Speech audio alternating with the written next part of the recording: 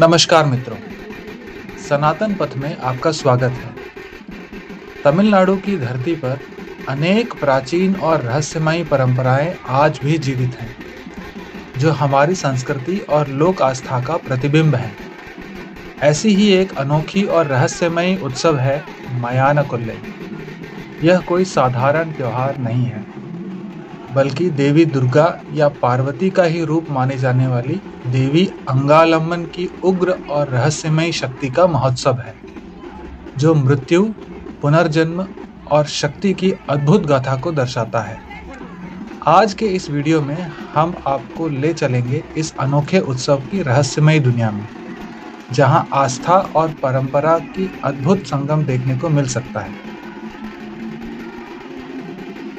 मयान कोल्लई तमिलनाडु में मनाया जाने वाला एक प्राचीन अनुष्ठान है, जिसे विशेष रूप से देवी की उपासना करने वाले समुदायों द्वारा मनाया जाता है।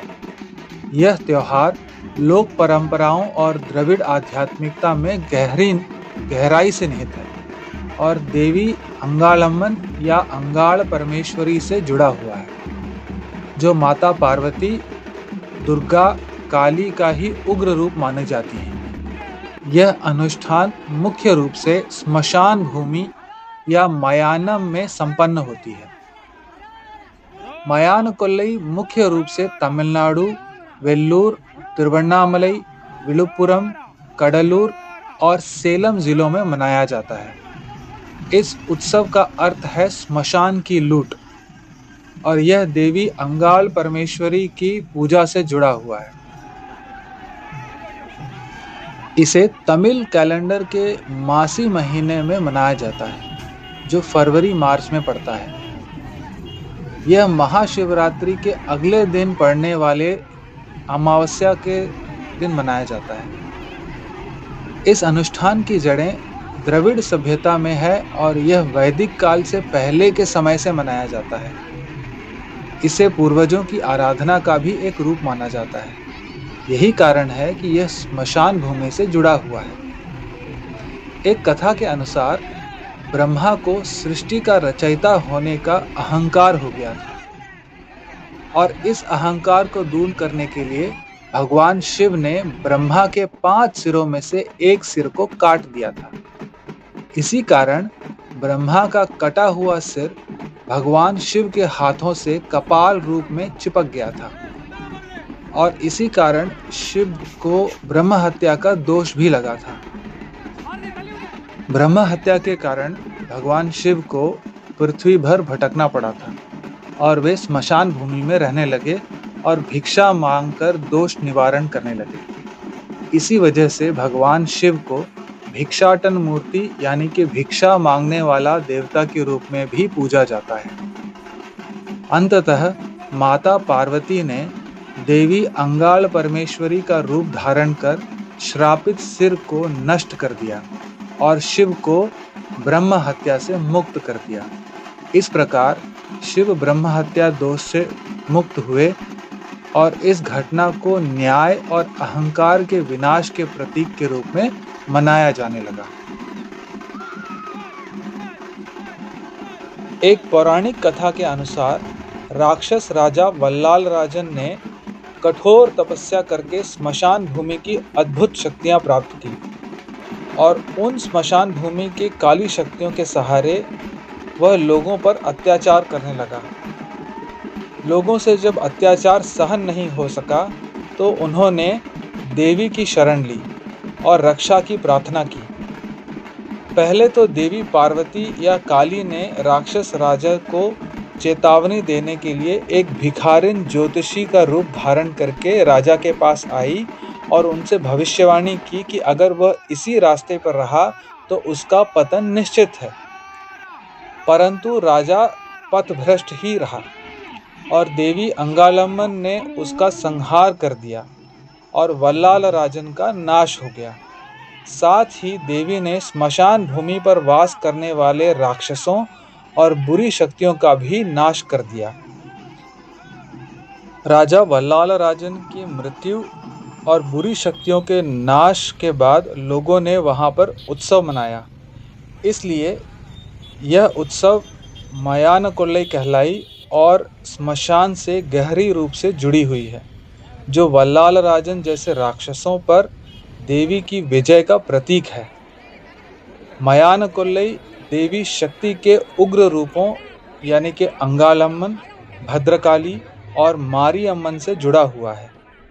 इस अनुष्ठान के पीछे और भी कई मान्यताएं हैं। मान्यता है कि देवी ने स्मशान भूमि में छिपे राक्षसों, असुरों या बुरी शक्तियों का संहार किया और इसके बाद उनके अनुयायी देवी के साथ उन्मत्त होकर नृत्य करने लगे। इसी नृत्य को कोल्लई यानी कि लूटना या विजय प्राप्त करना कहा जाता है। ग्रामीण तमिलनाडु में अंगालम्मन को मृत आत्माओं की संरक्षक देवी माना जाता है, जो आत्माओं को परलोक में सुरक्षा पहुंचाने में सहायता करती हैं। चूंकि भगवान शिव स्मशान के देवता माने जाते हैं, उनकी उग्र शक्ति का रूप अंगालम्मन या काली भी स्मशान में ही विचरण करती हैं और भक्तों को नकारात्मक ऊर्जा और बुरी आत्माओं से बचाती हैं। यह अनुष्ठान द्रविड़ लोक परंपराओं से गहरे रूप से जुड़ा हुआ है और वैदिक प्रभाव से भी पहले का माना जाता है।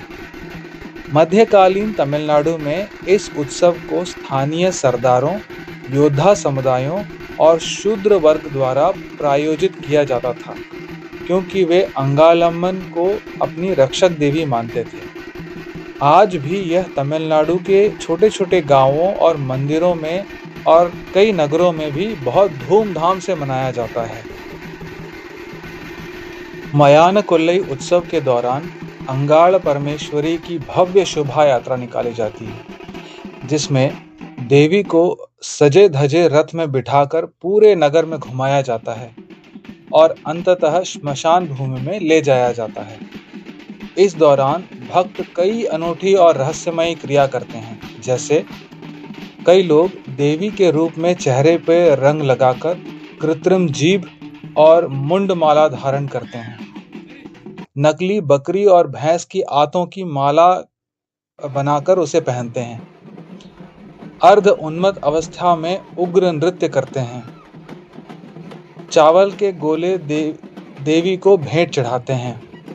अंगाड़ परमेश्वरी की कथाओं और गीतों की नाटकीय प्रदर्शन के माध्यम से प्रचार करते हैं। मयान कोल्लई सिर्फ एक धार्मिक अनुष्ठान ही नहीं, बल्कि तमिल लोक संस्कृति और द्रविड़ धार्मिक परंपराओं की गहराई को दर्शाने वाला एक अद्वितीय उत्सव है। दिलचस्प बात यह है कि तिरुनंगई यानी कि ट्रांसजेंडर महिलाएं इस उत्सव में महत्वपूर्ण भूमिका निभाती हैं। वे भविष्यवक्ता यानी कि फॉर्च्यून टेलर के रूप में भी कार्य करती हैं और दिव्य मध्यस्थ यानी कि डिवाइन मीडिएटर की भूमिका निभाती हैं। यह त्योहार सिर्फ तमिलनाडु तक ही सीमित नहीं है। आंध्र प्रदेश के कुछ क्षेत्रों, विशेष रूप से चित्तूर जिले में भी मयान कोल्लई को समान श्रद्धा और भक्ति के साथ मनाया जाता है। यह उत्सव रात में स्मशान भूमि यानी कि मयानम में मनाया जाता है, जिसमें देवी की पूजा और बुरी आत्माओं को दूर करने के लिए विशेष अनुष्ठान किए जाते हैं। इस त्योहार के कुछ प्रमुख अनुष्ठान इस प्रकार हैं। आवेग और आत्मविभोर अवस्था यानी कि पोजेशन और ट्रांस। भक्ति विशेष रूप से विशेष जाति के समूहों जैसे कुम्हार, धोबी और हाशिए पर रहने वाले समुदाय के पुरुष और महिलाएं देवी की दिव्य सत्ता से प्रभावित होकर आत्म उन्मत्त अवस्था में नाचते हैं। कई भक्त आस्था और भक्ति के प्रदर्शन करने के लिए अंगारों पर नंगे पांव चलते हैं, शरीरों में कांटे, तलवारें और हुक चुभोते हैं, यह दर्शाने के लिए कि वे देवी से किस प्रकार अनन्य और आध्यात्मिक रूप से जुड़े हुए हैं। कुछ समुदाय नाटकीय रूप से देवी के योद्धाओं द्वारा राक्षसों के संहार की कथा प्रस्तुत करते हैं, जो अच्छाई पर बुराई की विजय का प्रतीक माने जाती है। वैदिक हिंदू परंपरा में मंदिरों में सख्त शाकाहार का पालन किया जाता है, लेकिन मयान कोल्लई में देवी को शराब, मांस, रक्त बलि अर्पित करने की प्रथा है। चूंकि स्मशान भूमि को पवित्र स्थान माना जाता है, भक्त जले हुए शरीरों की राख को विभूति के रूप में और आशीर्वाद और सुरक्षा के कवच के रूप में ले आते हैं और अपने माथे पर लगाते हैं। यह त्योहार गैर ब्राह्मण, कृषक और श्रमिक वर्गों द्वारा प्रमुख रूप से मनाया जाता है, जो इसे द्रविड़ लोक संस्कृति का प्रतीक बनाता है। यह तमिलनाडु की पारंपरिक आस्थाओं से गहरे रूप से जुड़ा हुआ है, जिसमें पूर्वजों की पूजा, देवी की उपासना और श्मशान परंपराएं सम्मिलित हैं। यह अनुष्ठान मृत्यु और पुनर्जन्म की अवधारणा को उजागर करता है, जिसमें लोगों को जीवन की अस्थिरता का भी बोध होता है। ऐतिहासिक रूप से भक्त हड्डियों को मिट्टी में दबाते थे और देवी की मिट्टी की मूर्ति पर बीज डालते थे, जिससे वह अच्छी फसल के लिए प्रार्थना करते थे। यह अनुष्ठान समुदाय की आध्यात्मिक शुद्धि करता है, बुरी आत्माओं को दूर भगाने और दैवीय सुरक्षा सुनिश्चित करने में मदद करता है। इसमें हाशिए पर रहने वाले समुदायों, विशेष रूप से ट्रांसजेंडर्स, जिन्हें ये लोग तिरुनंगई कहते हैं, लोगों की भागीदारी यानी कि सामाजिक समावेशिता, सोशल इंक्लूसिविटी को दर्शाती है। यह अनुष्ठान द्रविड़ परंपराओं को संरक्षित करता है, जिसमें सदियों की सांस्कृतिक उथल-पुथल के बावजूद अपनी पूर्व वैदिक और लोक धार्मिक विशेषताओं को बनाए रखा हुआ है।